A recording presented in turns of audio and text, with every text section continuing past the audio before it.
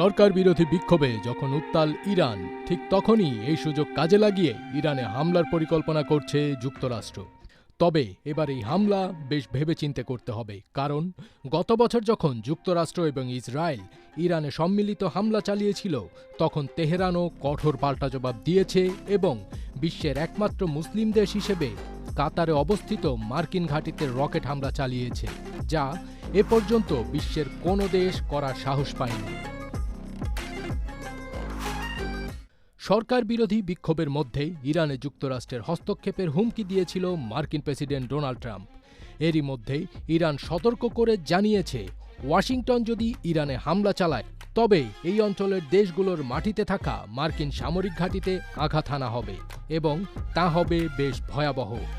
বুধবার একজন জ্যেষ্ঠ ইরানি কর্মকর্তা সংবাদ সংস্থা রয়টার্সকে একথা জানিয়েছেন বলে উল্লেখ করা হয়েছে ইরান ইন্টারন্যাশনালের এক প্রতিবেদনে। ওই কর্মকর্তা আরও জানিয়েছেন যে তেহরান সৌদি আরব ও সংযুক্ত আরব আমিরাত থেকে শুরু করে তুরস্ক পর্যন্ত আঞ্চলিক দেশগুলোকে জানিয়েছে, যুক্তরাষ্ট্র যদি ইরানকে লক্ষ্য করে হামলা চালায়, তবে ওই দেশগুলোর মার্কিন ঘাঁটিগুলোতে আঘাত করা হবে।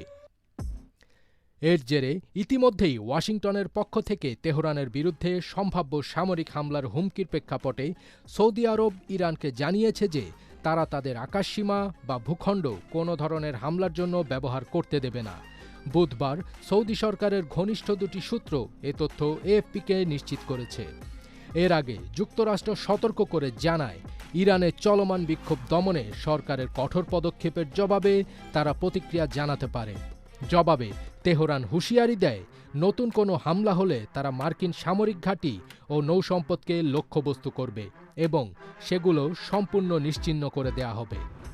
সৌদি সামরিক বাহিনীর ঘনিষ্ঠ একটি সূত্র এএফপিকে জানায়, সৌদি আরব সরাসরি তেহরানকে জানিয়েছে যে ইরানের বিরুদ্ধে নেওয়া কোনো সামরিক পদক্ষেপের অংশ তারা হবে না এবং এ উদ্দেশ্যে তাদের ভূখণ্ড বা আকাশসীমা ব্যবহার করতে দেয়া হবে না।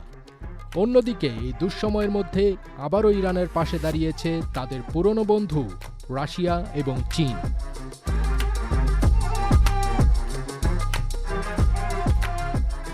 ফার্স্ট বিট তাজ, এটিএন বাংলা।